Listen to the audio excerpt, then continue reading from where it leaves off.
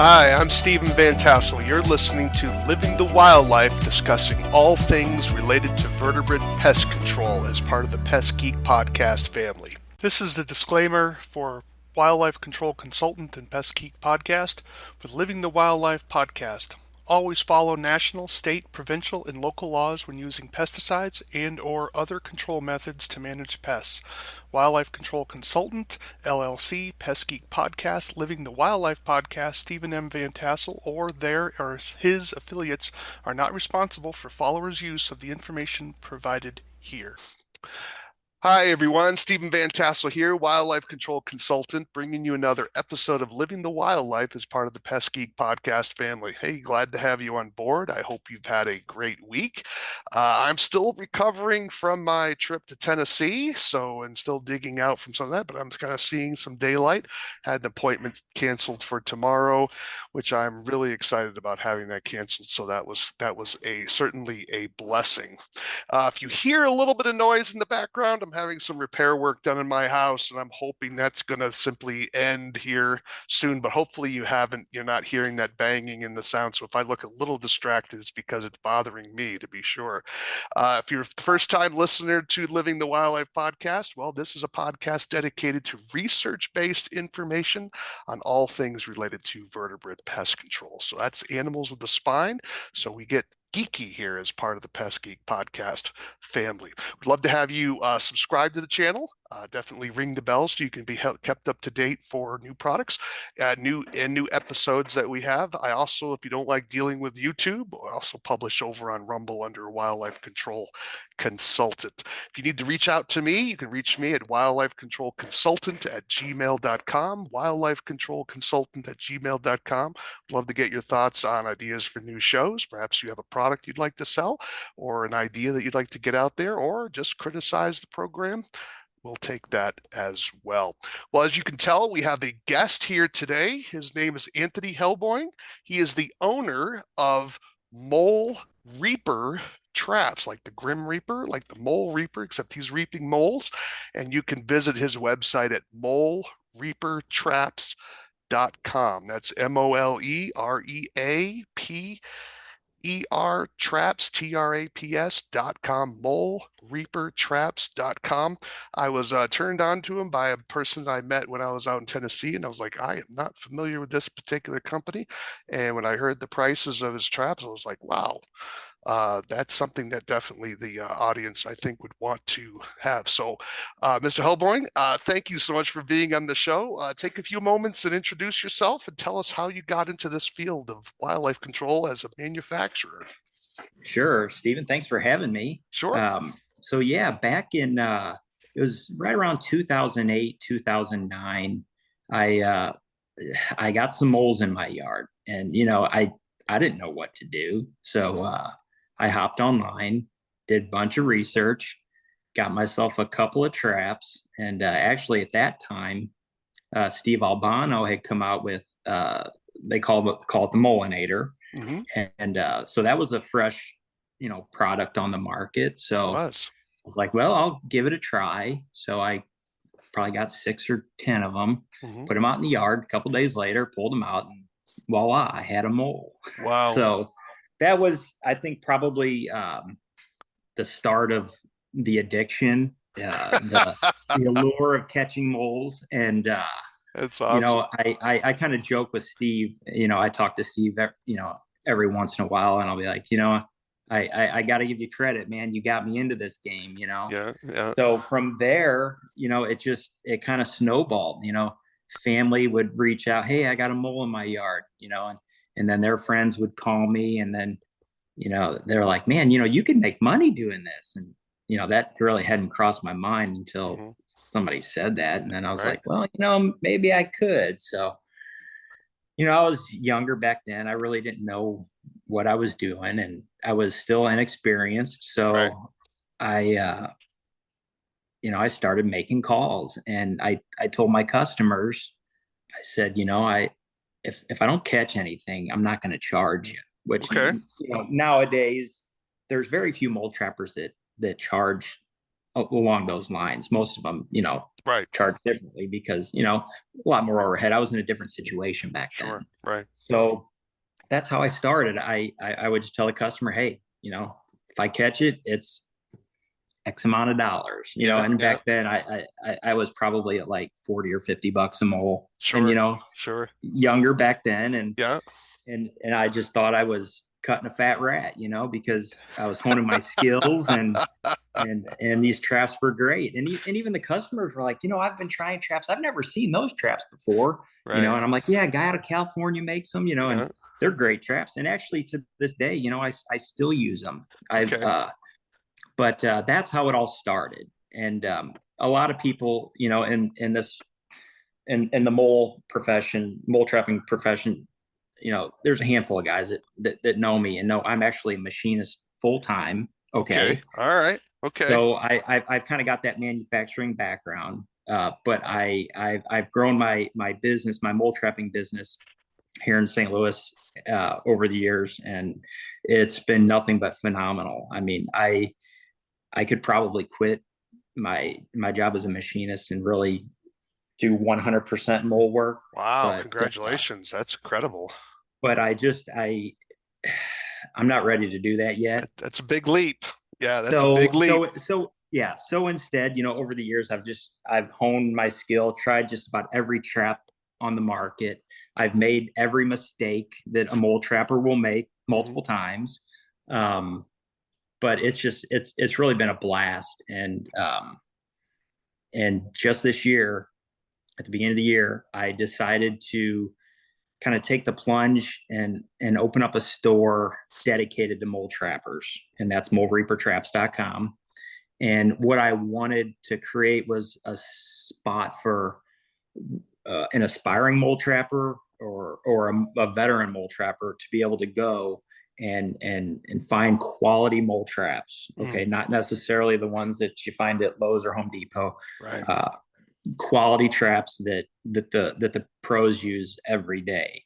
And I also wanted a place where I could teach and pass on knowledge, and I do that in the form of videos. I have several videos, both on my website, and I have a YouTube, Hmm. which is at Mole Reaper Traps. I've got a lot of videos, again, on the website and tutorial videos, Hmm. and I feel they're very rough around the edges. It's me out in the field, Sure. down and dirty with my camera. Yeah. There's no intro, nothing fancy, but Right. we're mole trappers, so Sure. I get a lot of compliments saying, "Oh, great video," and I'm like, it's a little rough around the edges, but Sure. Well, so they're yeah, just that's interested in the that's information, right? So I mean, that's they don't. right. They're not looking for a Hollywood, That's a Academy Award film, and so as long as it gives them the information they need, it's like, hey, that's that's required. That's what that's counts. That's Yeah. right. That's right. And that's really what I wanted, because there's a lot of videos out there, that'll show you how to set certain traps Mhm. certain ways, but it seems like the vast majority of those videos are homeowners who may be successful, Right. but when you're talking, I sell probably 7 or 8 different types of traps from all over the world. Um, it's good to be able to purchase a trap and know that if you have any questions or problems, you can reference those videos for Yeah. support and Right. and information. And Yeah. and I do everything I can to help customers.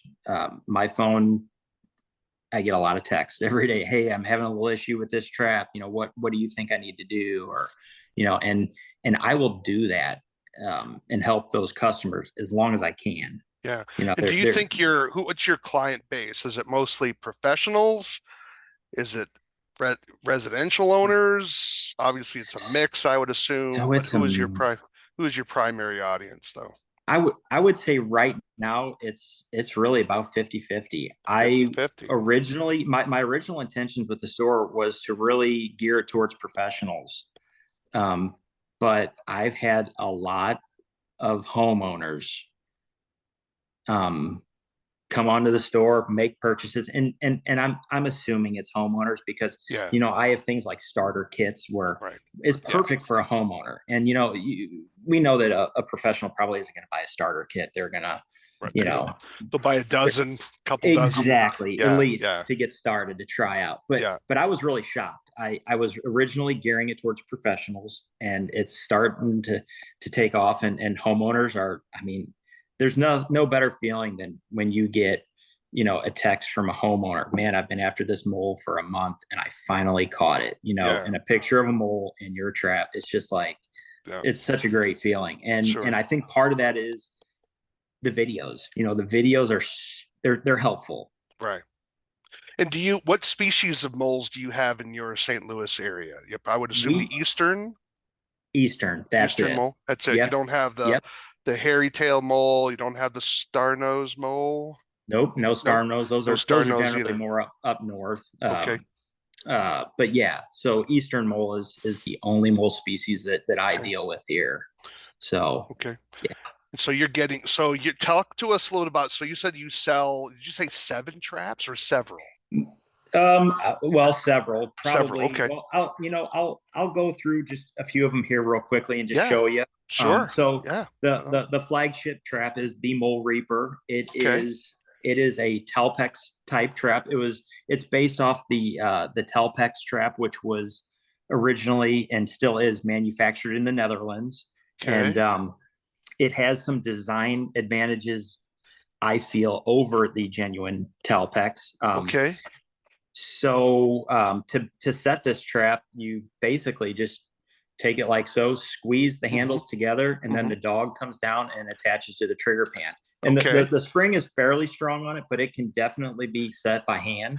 Yeah, Okay. that's one thing I noticed is not like the scissor trap from Victor. That one can be quite, I think they've loosened the springs in the more recent iterations, but I'm showing my age here a little bit. When I was still allowed to trap moles back in Massachusetts before this is my hate Massachusetts moment here when the stupid citizens of Massachusetts banned my equipment, because, oh, don't get me started on that vote. So never underestimate the power of stupid people voting. But nevertheless, those I had to have the setters. I mean, there was just no way you're going to hand that. At least I never could do it. I mean, it's without a Yep. doubt. So, Yeah. so yours, so you based it off the tel pick trap. Now, how the dog in the trigger? I noticed there you have what, an eighth of an inch into that, or is that about right? Yeah, it's what, that really doesn't matter as far as the depth, okay? Because Okay. if you push it too far, it kind of resets itself, okay? All right. So Okay. some guys like to run them a little bit more sensitive, All right. okay? Okay. Like right Yeah. at, I don't know if you can see that in the camera, right at the Yep. edge, Yes, there it is. okay? Yep. Or What? some guys might want to run them a little A little bit, higher. a little Okay. stiffer, okay? So there's advantages and disadvantages. What I would recommend on a brand new trap like this, that trigger pan is going to be super sensitive. Okay, so Right. what I generally do is I'll run it a little deeper. Okay, Okay. to where the dog Hmm. sticks out the pan. All right. Maybe a Basically quarter like of an so. inch. Yeah. Yeah, and what that does is when that mole comes through, okay, and he's plowing and he hits the backfill dirt that we put in around the trigger Yeah. pan, if we have it set too lightly, what can happen is that mole will come in and he may not be fully engaged in the Right. trap, and Yeah. it may Yeah. set it off prematurely. Oh, Now, gotcha. chances are you're still going to get the mole, Sure. but what you might get is like a front paw catch, a digger catch, which Okay. we all of us strive for a quick, humane Right. Right. dispatch out of any trap or kill trap. So, Hmm. yeah. So generally speaking, initially I like to set the dog a little bit deeper on newer traps. Okay. Now, as the traps, the galvanization on these traps is mediocre, which actually I prefer because my best traps are my ones that have a little bit of surface rust and corrosion on them.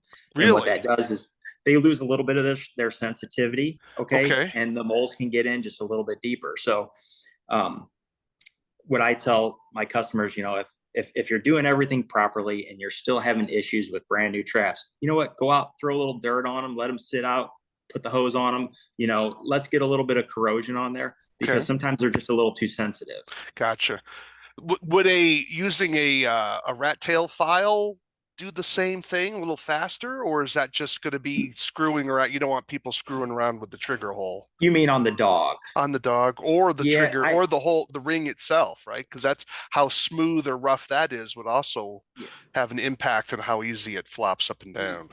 you can. I'm always all about modifications because I'm Okay. in manufacturing. I Yeah, like to tweak things. Okay. sure. That's the So engineer I in you. would never tell, yeah, I would never tell anyone don't try it. I Hmm. mean, the traps are cheap. If Yeah, you ruin it, you're not out much. But you know right. what? That's what it's all about. Okay. It's all about trying things out. There's no way that I can tell mole trappers out in the west or out in the east or up north or down south, this is what trap you need and this is how you're going to catch moles. Right, Okay, I right. can make suggestions, but it all boils down to the trapper getting out there and trying different traps, tweaking them, doing what you got to do to make it happen. Right. So When I but yeah, was using it's the scissor trap, because that's my frame of reference, right? So the when I saw your trap being used in the field, I couldn't get my head past. This is how our biases really screw with us, right? Our tradition is as the way that trigger is bent down was freaking me out, right? Because I yeah. would always, for me when I was setting the scissor trap, I would always have that trigger level, and then Mm-hmm, mm-hmm. I would construct the barrier, and it would just be the barrier underneath the trigger. So I'd Yeah. make my little, pyramid or whatever underneath that trigger, and then everything would be flat. And so when the mole came in to try to break through that barrier, Mm-hmm, he'd push it up. mm-hmm. So tell me a little bit about why that trigger is bent the way it is, because like I Okay. said, it totally That, disoriented me. that is a great question, and that is actually one of the advantages to this trap. So Okay. a little bit of we'll backpedal a little bit. So the way that I set these traps is when I open up that tunnel, I'll rewind a little bit more. Yeah. I mainly set these on surface runs. Okay. Right. Right. Number one, Okay. they're easy to see. You can Hmm. see them. And number two, you don't have to dig up a bunch of the yard or a big area to set them. Okay. So Okay. as mole trapping professionals, people are hiring us because their yard's getting torn up by moles. They don't Right. want us coming in there digging up Right. 8-10 inch diameter and just getting the trap in there and then okay, so we're in the business to make as little damage as possible when we try to Hmm. catch these moles. Okay, so when I initially open up a tunnel, I will open up it might be about a little bit bigger than a golf ball, and what I Okay. do there is I will assess the tunnel. Just by that I can stick my fingers in there, find out which way it's going, Right. and I can also normally tell if it's an active tunnel. And some Okay. ways to tell, you can kind of feel the tunnel. If it feels like it's still rounded out pretty good, that mole's probably been working through there. You can physically see the bottom of the tunnel. If it appears to be kind of smoothed over, if the dirt's smooth, you can tell that mole's probably been dragging his belly through there. You can actually see hind footprints, little, almost like little pinpricks. If there's enough moisture in the soil. Um, so there's a lot of things that you can tell by just initially opening up that tunnel. So from Wow. there, I decide if I want to proceed. Then what I do is I open up the tunnel just a little bit narrower than the width of this trap. This Oh, trap is really? 4 inches. Okay. Okay, so I might open it up 1/4 inch less. Okay, Okay. now obviously you're kind of guesstimating, and the reason I only open it up the width of the trap is because when I put the trap in there, I do it differently too. I actually put it in unset. Okay. Hmm. So the trap is not set. I open the tunnel up, clean out each side. I actually have a spoon. So Oh, the I spoon. reach up Okay. in there. I reach up in there, clean each side out. Then once I have the tunnel open, tunnel cleaned out, then I take the trap unset. I set it down into the run until Okay. the bottom of the trap contacts the tunnel floor. Hmm. Then what I do is I push it down an additional maybe half inch. Okay. Right. So Okay. the bottom of this trap is actually into the dirt Right. Below about the half tunnel. an inch. Okay. From there, I don't set it by hand. Now, if you're in sandy soil, you can actually open it up by hand. Right. And what that does is that's going to make clearance for the jaws in the soil. Okay. Yeah. Okay. So we know that that trap, when it's tripped, will fire. Right. Because there's nothing obstructing it. What I do is I actually use, here, I'll show you the exact ones I use. I use an old pair of Victor out of sight setters. Yeah. Okay. That I have actually modified. I've cut the tips short on them. The tips normally are about that long. I cut them in half. So this is a stock setter here, and this is gotcha. Yeah. Oh, that's okay. Yeah, about half, right? And then what I do is I set it just like you would set a Victor. So I take it while it's down. Now, mind you, it's down in the mold. Right. Right. Put the setters on there. Yeah. Just like you're setting a Victor. Yeah. It's a little awkward at first. Okay. So it's down in there. And then I push down slightly just to keep the trap down. And then I open it up. I cycle it a couple times till I feel it close. And then I set it. Okay. That does a couple things. Number one, it makes clearance for the jaws to close. So when that trap fires, we know that it's going to close through our dirt backfill. It's the only thing it's got to go through. And number two, it beds the trap extremely well. And this is one design improvement over the Talpex, the genuine Talpex. You can see these legs, how they're angled out a little bit. Okay. They're not straight up and down. They're actually angled out a little bit. I don't know if you can see that. Okay. So what that does is when you get that down in the tunnel and you open it up while it's down in the tunnel, it beds the trap. The trap is rock solid bedded in that tunnel. So what that means is when that mole comes through, it starts to dig and push up, and the dirt gets pushed up against this trigger pan, the trap itself is not going to lift up out of the tunnel. Right. Okay. So that's the importance of setting it while it's down in the run.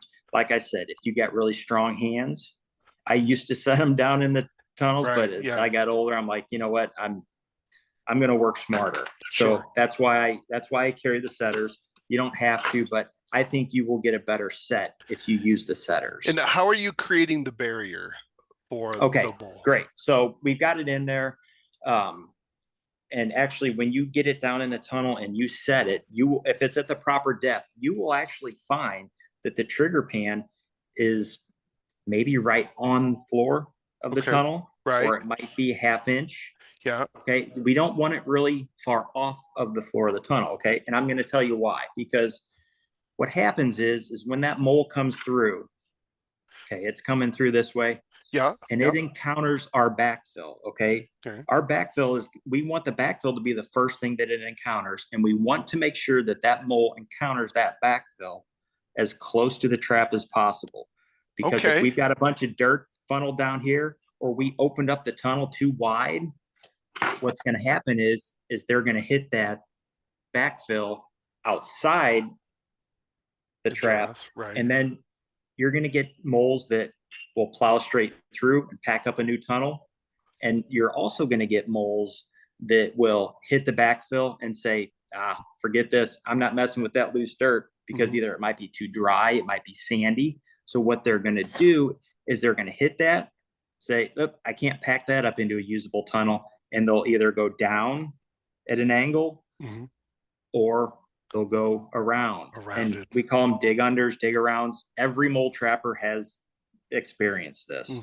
So the whole idea of setting the trap into the tunnel and having a nice tight fit is you want your dirt backfill just right around the trigger pan. And I like to get it up to or above the spring, just so no light or air can get in there. And what that mole does is it comes through, hits the backfill. If it decides it's going to go ahead and push through and plow through, it's going to do basically a face plant or hand plant right into the side of your That's, trigger. I gotcha. Okay. Okay. That's where All you're right. getting caught up, where you're like, wait a minute, Yeah, that can't be right. right. Because when I had the scissor trap for the Victor out of sight, I would only create the barrier directly under the trigger, so it'd Yeah. only be what, half an inch wide.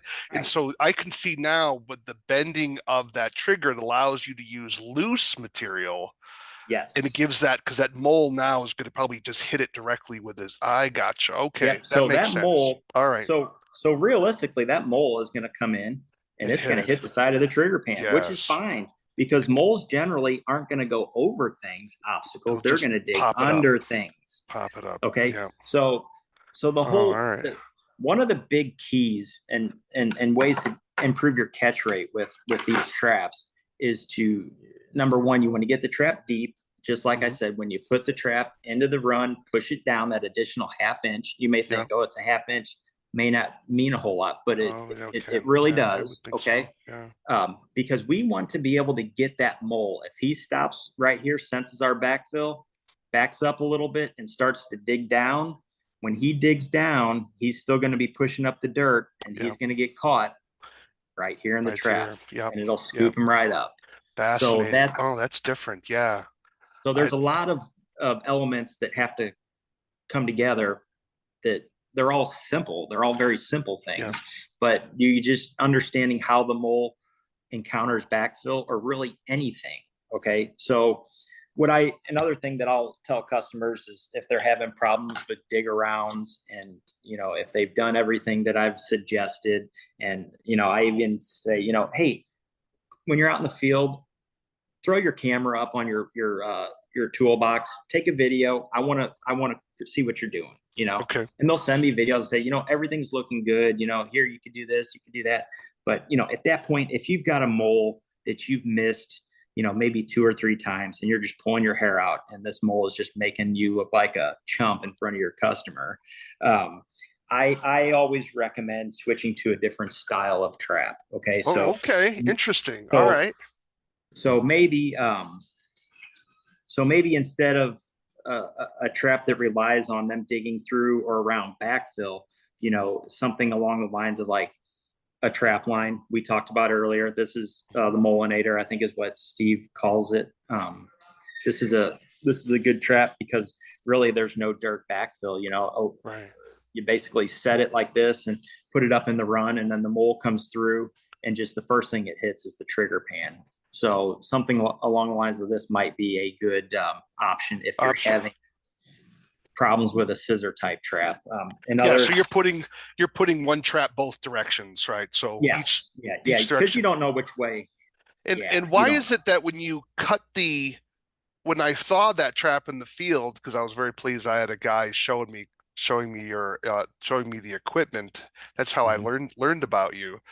Uh, why when you cut it, because you hold that trap up, why didn't you cut the jaws at an angle so that there would be kind of some sharpness to it? But you cut them so they're completely flat, so there's no spike to it. Was that just an artifact of the manufacturing process, or was that no, the other Oh, I'm sorry. the Molinator Oh, trap? the Molinator. Yeah. Okay. So because there's no, I would have thought you would want to cut it at an angle so you had a 45-degree spike on the jaws coming in. You mean on this one? Yeah, on that one. But you see they're flat at the top, so there's no Oh, you mean up here up at the there, very? right? Okay, so that really the point really doesn't matter. Okay. Okay, because that it what it does is it ideally this should catch them right around the chest. Okay, Right. they come Okay. through, and there's no stabbing. It's not like the old fashioned harpoon,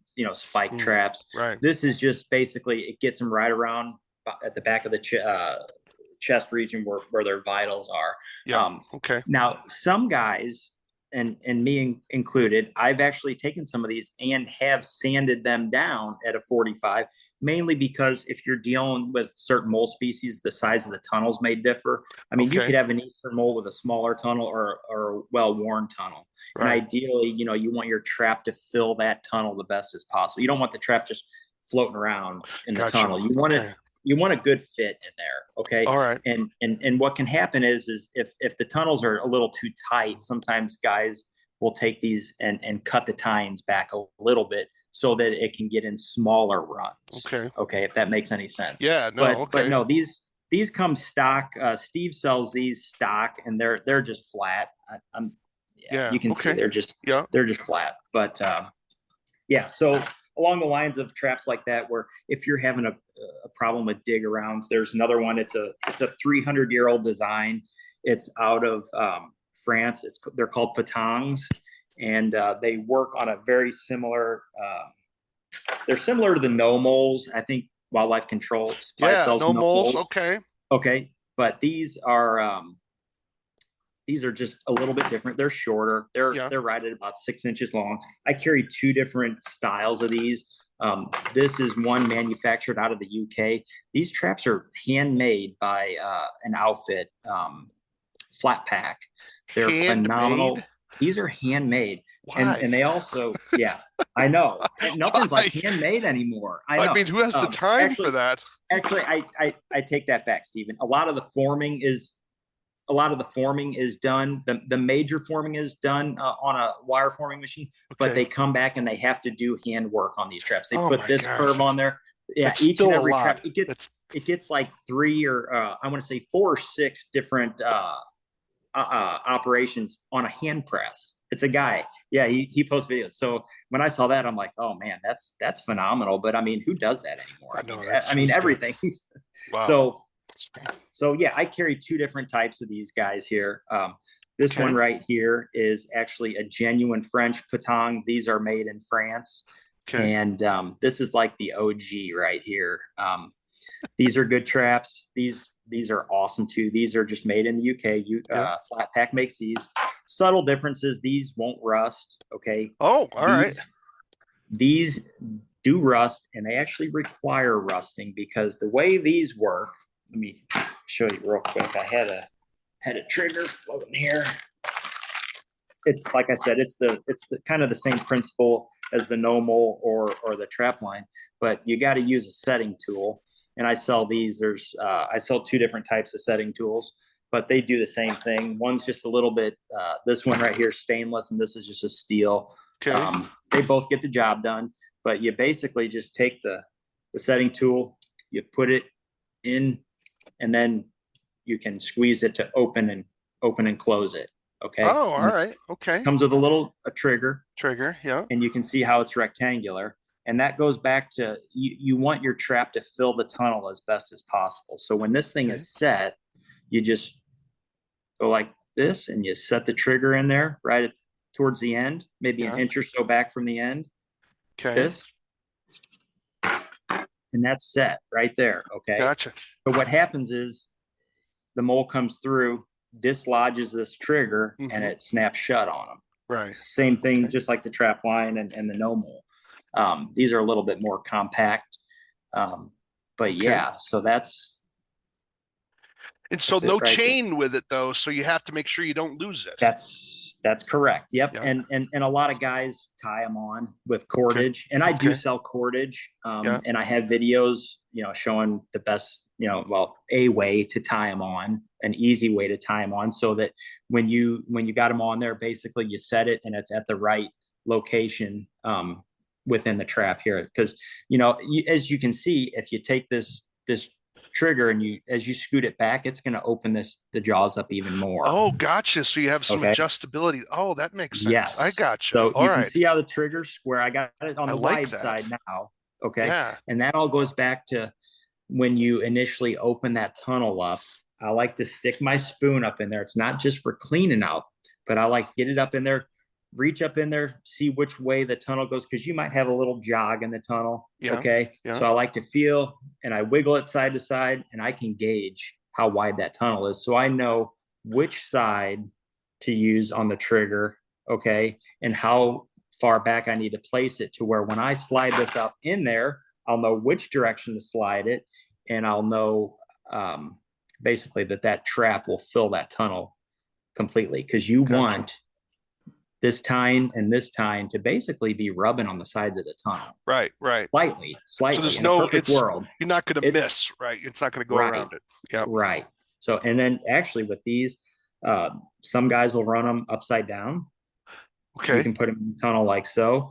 Some guys even run them on the side. You get Really? those moles that try to sneak around the side. Okay. So, but yeah, they Fascinating. most commonly are used in the upright position like this with the tines going up, and that's a good trap for Now, if you're getting. I was told, uh, see, a lot of this equipment came out after after my state banned trapping moles with the body gripping traps. So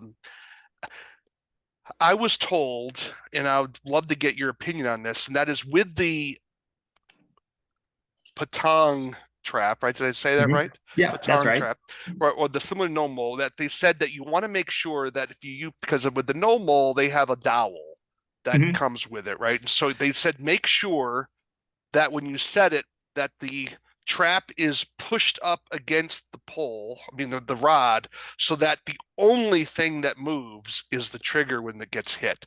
They said some people would get misfires if I want to do this. How do I do this in a Here, way that people can see?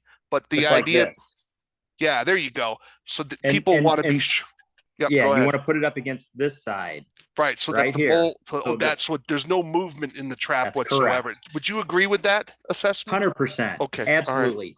Anytime you always want your traps bedded. I mean, right, that's right, it right. goes without saying. Sure, Same for the moles, same for everything. I'm not a professional trapper, I'm not out running lines, but right, right. yes, you want every trap bedded, rock solid. You want that mole to come through there and just kind of cruise along and think it's just something else, that a tree root that popped out into the hole, or something, not a trigger. And Right. you want it, if that trap starts moving, if they're starting to come into the trap, or if he starts hitting this with his digger and it's flopping around. Yeah, so even with these traps, they say you don't have to bed them per se, but what I do Mhm. is when I slide them up in the tunnel, I kind of go here and push down and forward, and that just kind of sinks the body of Yep, the trap. yep. It may only be an eighth of an inch or less into the soil, but what that does is that beds the whole trap. And then, just like you said, I take a stake and Put it slide it down. in up against this Mhm. leading edge right here, Right, so that right, you do it back here, it can still move. But right. if you get it up against your peg, up against the trap frame right Gotcha, up here, yeah, gotcha. absolutely, 100%. Any painting of your traps? Like you said, one of the traps you talked about a little bit of rust on it helped made it make it a little bit better in your opinion. Any role of painting, or do you just let them No, rust? No. I use the mole reaper probably 98% of the time. Okay. If I have a problem mole, I will use the patongs or the trap lines. But as far as painting traps go, um, if a lot of guys and gals, I say guys, but Right. I'm Right. including gals. Sure. A lot of trappers, mole trappers, paint their traps mainly for just visibility issues. Hmm. They don't want mowers running over them. They don't want kids, you know, tripping over them, Yeah. homeowners tripping over them. Um, I am not a fan of painted traps. There's a Okay. lot of people that do. Yeah. As far as painting them to protect the finish on them, the mole reapers, I actually tell my customers I wouldn't, because they need to lose a little bit of sensitivity. Okay. They perform better, and I think they're easier to set when they've been out in the field for a Little week or weathered. two. A Little little weathered. weathered, Little weathered. absolutely. Okay. Yep. And as like I said, a lot of people paint them just so they can see them, and that actually, I use stakes. Okay, I Right. used to use flags. This is a product that I get out of the UK. I know you think they're plastic, high visibility fluorescent Yeah. stakes. You can find those in the US. I have searched high and low. The only place that I can find these is the UK, and I get them out of the UK. And I can tell you, I've been using these since the beginning of the year. The orange ones mainly. I have not had a single mower run over a trap this Really. year. Yeah. Yeah, and Okay. That is a on the that is a problem, folks. that is a problem. Yep, That yep. And is a so problem. so the only issue I've ever had with these is a dog ate one. But other than that, Yeah. yeah, they're great, because the guys on mowers aren't out to run your traps over, because trust me, they don't want to hit the traps, because Right. their mowers are expensive, spindle bearings are expensive, blades are expensive. They're not out to show you that you don't need to be setting mole traps in those yards. Okay. Right. They're accidents, 100%.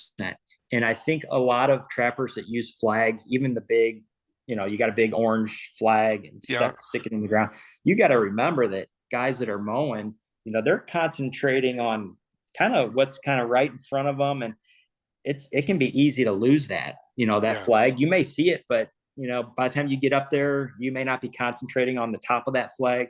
Whereas I can attribute no traps getting hit by mowers to this going all the way down to the ground. Okay. Yeah. There's no flag. You can put a flag. There's actually a notch up here that if you wanted to tie some ribbon on, you can. Okay. Cool. But the nice thing, and I think this is why I haven't lost any traps this year, is because the high visibility stake is all the way down to the ground. Yeah, so right. It's like a beacon. As opposed to a thin wire with yes. a little plastic. Plus, you have to wonder sometimes the wind can take off that flag, and so they're exactly really right. And they're trying to bang out production, and I just think part of it they're listening to their iTunes or whatever, and they zone out, just like when you drive and like, how did I get to work, and so you're like, oh man, that was kind of scary. How did that happen? How did I get here? Like, did I hit anything? Well, so those are 3 of the traps that you had. So you showed the your well, let me get the names down. Your Mole Reaper, and then your Molinator. Yes, is that right? And then the Patang. And you have a few. Do you have a few more? Yeah, I do. Yep, okay. I sure do. So what I'll do is this is kind of a larger trap. It's like this the Nash here, trap, right? It's a Nash. Yep. Nash, yep. Okay. This one's made right here in the U.S. And I don't use this trap very often. There's a handful of guys that really like them.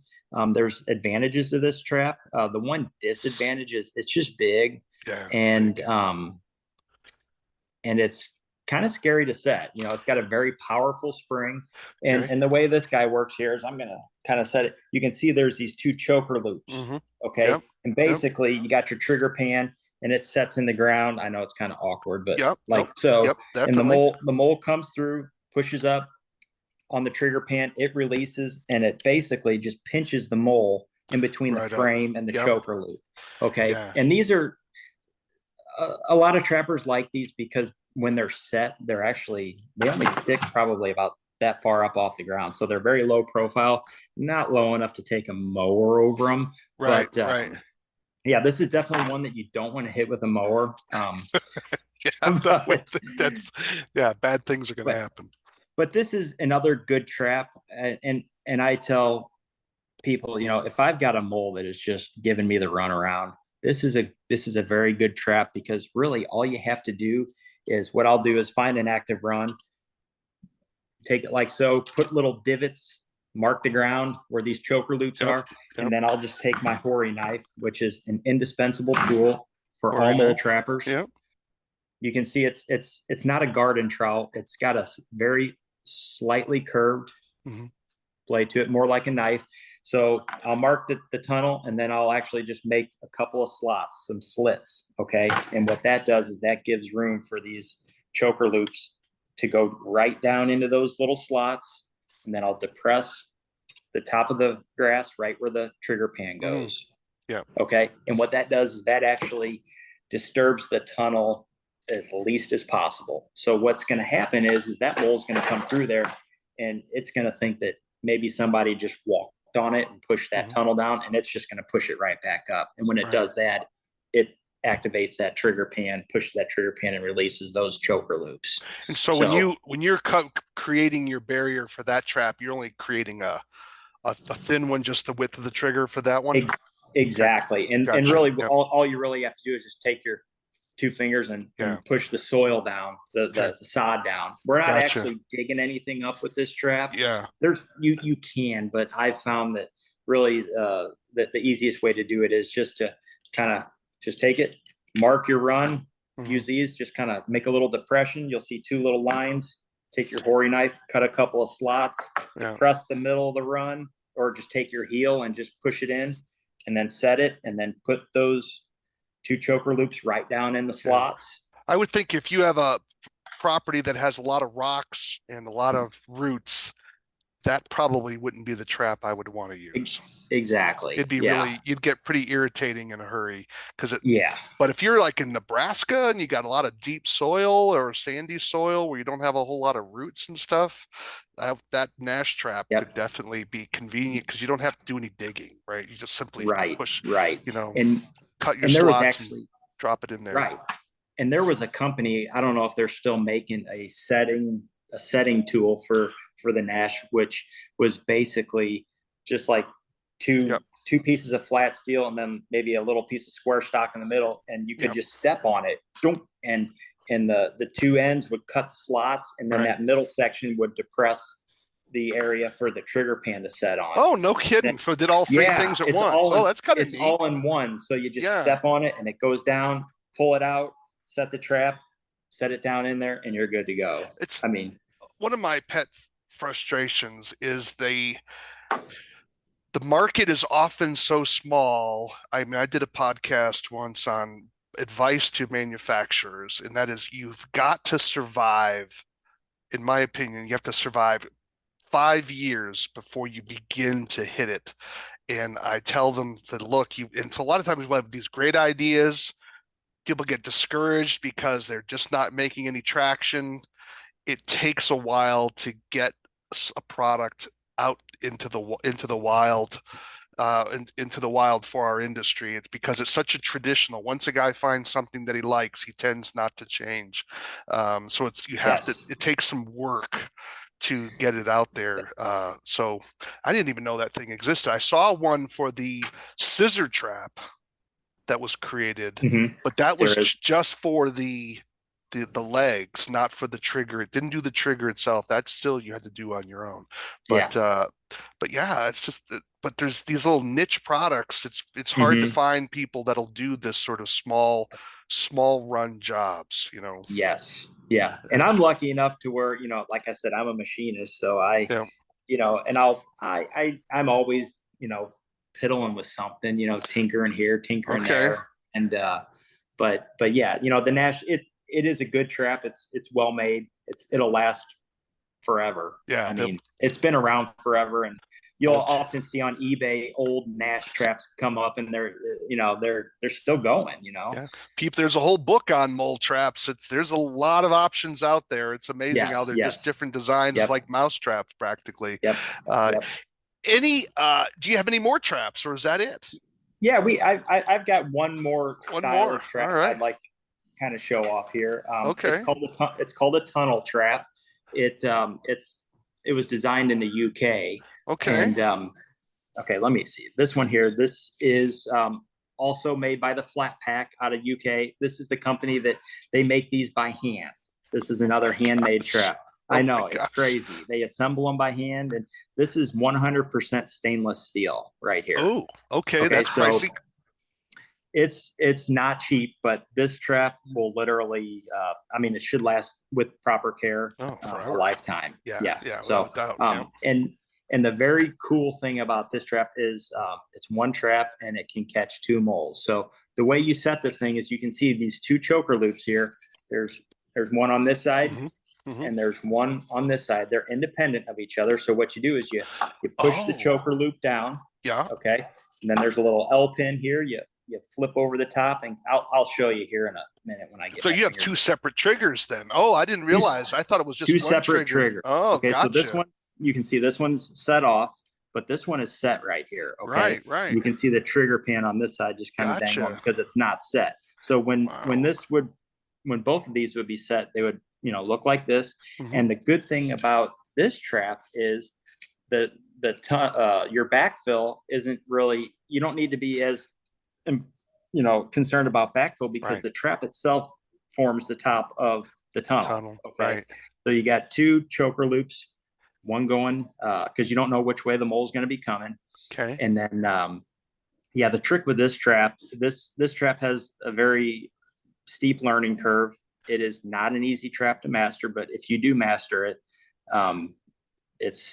lights out for moles. Do you need to cover the top of the trap to make sure everything stays dark? Yes, because Because you there can are some see that holes up there's, there, right? yes, Okay. yep. And basic, excuse me, basically with this trap, the important couple of important things to keep in mind when you set this trap is to, when you're opening up the tunnel, you want the exact length of the trap Yeah.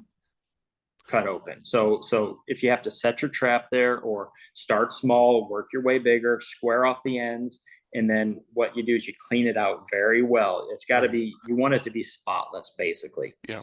And then what I do is you basically set the trap down until these choker loops contact the bottom of the run.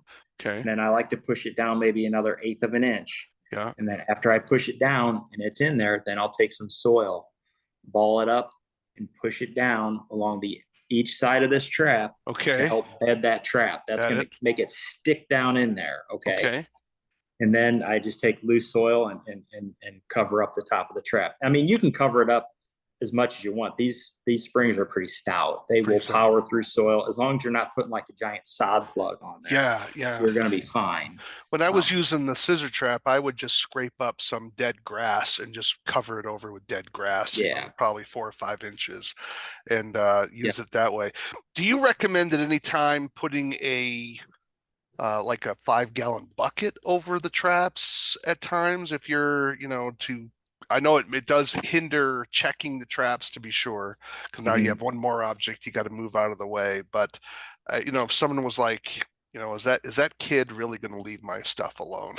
Right. Yeah. And that's always a consideration, because you've worked with traps like the Victor Out of Sight, who they've actually revamped their design. They're actually making them with a stronger spring again. Okay. So are they? Okay. Yeah, I think because it kind of goes, it seems to swing back and forth. Yeah. You're welcome, Victor, for that plug. There's probably a lot of trappers out there that are watching this right now, because it's happened fairly recently. Oh, has it? Okay. And I keep in touch with all that stuff, and a lot of the trappers I talk to, some of them on a daily basis. Yeah, they use Victors, but yeah. So you have to really, there's got to be questions asked when you're setting up a yard. Like, hey, do you have dogs? What's going on here?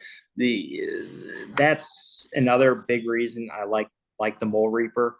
Okay, is because is a kid going to get a really hurt finger? I mean, look at that. You wouldn't do that you wouldn't want to do that with a Victor. Oh yeah, you don't want to be careful. So if a dog were to dig it up and somehow activate it, and is it going to get pinched on the nose? A kid pinched on the finger? Yeah, it's possible. But we're not looking at broken fingers. Yeah, I had when I started, I was using the harpoon trap, and then my insurance company told me I had to stop because some kid went over to a neighbor's yard, pulled the trap out of the ground, and then it fired and hit the kid in the big toe, and it hit the bone, and he got an infection in the bone. Oh no! And it was just like, people just can't leave stuff alone, right? I mean, I was raised in a home when my parents said don't touch it. It was not a question, but obviously that doesn't mean anything for many parents today, or kids. And so they said I had to go to the scissor trap, and to do that. But this is where, just as a side note, this is not you. If you're doing this as for a business, folks, you got to make sure you got your liability insurance. I'm sorry. It's not about, you can have whatever contract you want. It doesn't matter. You cannot get rid of the liability because it's an attractive nuisance. And yes, you are responsible for stupid people. It's the way America runs. I would love to change some of these laws, but I'm not king for a day, and I can't convince the public to agree with me. So, and they won't agree with you either. So get your insurance, or make sure you're poor enough that no one wants to sue you. There's the poverty defense, but that's not the way to run your business. If you have any assets, they will come after them, and so that's how we attack rich people. So and that's another reason why becoming proficient with different types of traps. I get these younger generation aspiring trappers and what's the best trap? What's this? It all boils down to what you're comfortable with. You really need to my advice is get really, really good with one trap, but be very good with a couple other. Yeah. You might get called to trap a schoolyard, okay, Yeah. where there might be kids. Now, what are you going to do? Are you going to throw a couple patongs in there where it's less That visible? A that couple would be my Molinators? that would be my choice. Something Exactly. in the burrow, Right. and you could put a And board over the top and you nail can put a that board board. down to the You ground. can Guys will cut these off short. Yep. So literally there might be a little bit of fluorescent color stake Yep. sticking about that far out of the ground where Yep. you have a general idea Yeah, and you can go and I would retrieve your probably go a traps. little bit more conservative than that. Even I would put a half-inch plywood and put some hole, and I would spike that thing to the ground. So like you want to pick it up, kid, you're going to have to work for it. Yeah. But yeah, Yep. it's a Yep. hassle to check. But yeah, I hear Yep. you. And I actually do a lot of the schools around here, in my town. Yeah. And I that's Friday evening set and Mm-hmm. Sunday morning or Sunday afternoon pull. It's not just a check, it's a pull. Everything's coming out of the Absolutely. ground. That's right. Yeah. That's So, even better. Yeah. Timing is everything, right? Yeah, absolutely. yep. Those are just the things that, if business was easy, everyone would be doing it without a doubt. That's So, right. but That's it is right. sad. It is sad we're in a culture that it is like this at times, right? So you have people Mhm. that are, we went from a society where we didn't have worker protections, and now it's to where you can have all the signs in the world and it doesn't matter, it's still your fault, right? And it's Yep. just it's just gotten crazy in so many different Yep. ways, and it really hurts American productivity as well. Most It's a tax, but that's fascinating. So in terms of, is there anything else that you want to talk about that we haven't talked about yet? That we've covered a lot. So I've and even saw some new traps and some variations on some traps. So here, anything more you want to add for people that would be out there? I mean, not really. I Okay. just want, people to know that if if they have questions, if whether they're a homeowner, just trying to catch a mole that's been giving them the runaround, or a professional that maybe wants to add mole trapping to their repertoire, um, feel free to just reach out to me and pick my brain. If you got any questions, I'm always willing to help. There's no secrets here. I tell it like it is. Okay. I'll tell you everything I know. I want you to catch moles. I even mentor people right here in the St. Louis area. I've got 2 or 3 people right now that I'm mentoring, and there's just no secrets. There's plenty of moles to go around. Right. A lot of good trappers out there. There's a couple of good Facebook groups that I'm a member of. One is Mole Catchers US, phenomenal group of trappers there. It's kind of a small group. I think there's maybe 800 or 900 people. And another one is Mole Trappers of America. That's even smaller yet. And man, if you get on there, even if you just kind of lurk and peruse some of the topics, there's a lot of good information on that page. It's not going to be, that's one bad thing about just doing a Google search. How do I catch moles? You're going to get juicy fruit bubble gum. You're going to get mothballs. You're going to get, Gasoline, cat hair, crushed glass. yeah, Yeah, I used to yeah, keep a list of what I called quackery. Yeah. yes. So if you're, if you're wanting some good advice, those are excellent Facebook Yeah. pages to become members of and hang out. Check it out. And as always, I'm always available. You can shoot me an email, shoot me a text. I think I might even have my phone number up on the website. I'm not sure. Okay. But yeah, that's it. And yeah, we're just dedicated to mole trappers. It's my passion, and I love it. Without a doubt. Yeah, I brought my mole traps to Montana, which is where I am now, and I took a job up here, and I was ready to trap some moles. I was like all excited, and then no moles in Montana. So I was like, oh, you're kidding me, right? So I was wanted to do some mole trapping when I got up here, and there was no moles Yeah. in I Montana. guess you guys So have gophers up there, I'm sure, we out there. have, yeah, we have ground squirrels and pocket gophers, but Yeah. we don't have moles. And so See, I we was don't have quite gophers here. yeah, I think we're right at the edge. So, I mean, yeah. So I was quite disappointed when I saw that. Well, Mr. Hellboing, really glad to have you on the show. There's some great information here for people to check out various traps. Find the trap or two that are really going to help you out here in the field. For those of you in mole country, uh, we definitely want to check that out because I was shocked. We didn't talk prices today, but I was shocked at the prices of the Mole Reaper when I heard the cost. I was like, "Whoa, wow, that's so." You might want to check out his prices and see if they work with your business. Do you have bulk discounts for people that buy in larger quantities? Should they call? absolutely. Is that on the? Is that available right through the website, or do they need to contact you personally for those larger orders? No, that's available right on the website. Right on the way. So it's Yeah, and built into I, your system. Okay. yes, yep. So it'll tell you on there, if you purchase four, if you purchase 14, I think I do 4, 14, maybe 24, Okay. get your best price, obviously, the more you So buy. so Um, that website is molereapertraps.com. that's correct. MOL Reaper, as in reaping the field, molereapertraps.com, molereapertraps.com. Check it out if you're looking to get into mole work. So you're certainly going to be not only getting products, but you could also get a lot of hands-on advice that's for no additional cost, it sounds like. So Yep. definitely should. Anything new coming down? Are you going to be expanding into any more traps, or are you basically topped out at this point? Well, right now I'm topped out. I'm always looking for new designs across the world. I mean, Mm, I'm constantly searching for different traps. okay. I'm in the process right now of testing a Coro mole trap from Oh, Coro out of really? Out of Canada. Canada? I didn't know he Hmm. built one. Oh my Yeah, gosh. yeah. So I'm working with James at Coro. Okay. I'm working with James right now.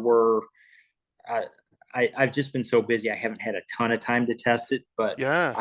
I'm in the process right now of testing that and maybe working on some tweaks to get it dialed in with him. Okay. Um, Coro trap. That's amazing. I did not know that. Well, you've heard it here yeah, first, folks.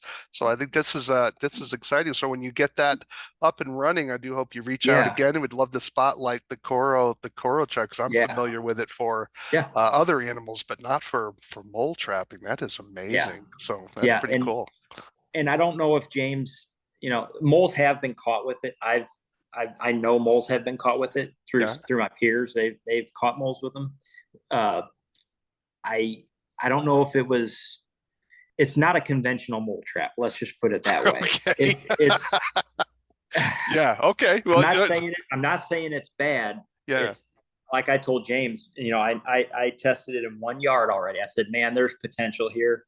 I think we can tweak it a little bit, and I think Yeah. we're going to be onto something because Coro traps, they sell all kinds of Sure. traps, and I think the mole trap is probably one of their ones that lower on the totem pole, Sure. Sure. but Absolutely. Yeah. I think Yeah. it's got a lot of potential. Yeah, because It typically really it's does. used for rodents, right? So, Correct. Yep. squirrels and animals Mm-hmm. like that. So, but I didn't even know they built one for Mm-hmm. moles. I mean, that just shows you the industry has been, it's not a tech field in the sense, you have this doubling every couple of years of power and new technology, but there has been a dramatic increase of speed of new technology Yeah. that's fast for us in terms of our field.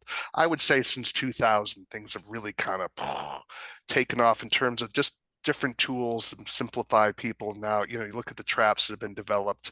It is certainly an Mm-hmm. amazing thing, and I think now that people are concerned about reducing pesticide use. I mean, there's been so much hatred of trappers, right? I mean, I have what I call the hierarchy of sportsmen, right? So you have your fly fishermen's at the top of the heap, and then you have your big, upland game hunters, and then your big game hunters, and then your meat hunters, and maybe bass fishermen, and then your regular meat hunters, and then trappers, and then Hitler, right? So we tend to be just, people really hate trappers. And so now it's good to see that it's always fascinating. People hate trappers, but when you set a trap, they're all interested in what you're doing, and they're Yeah. fascinated by it, like a moth to flame almost. And so, but when they, comes to voting, like Massachusetts, I'll throw them under the bus again. Oh, we're going to ban so-called cruel traps. Oh, right, because we want to use pesticides to control moles as opposed to traps.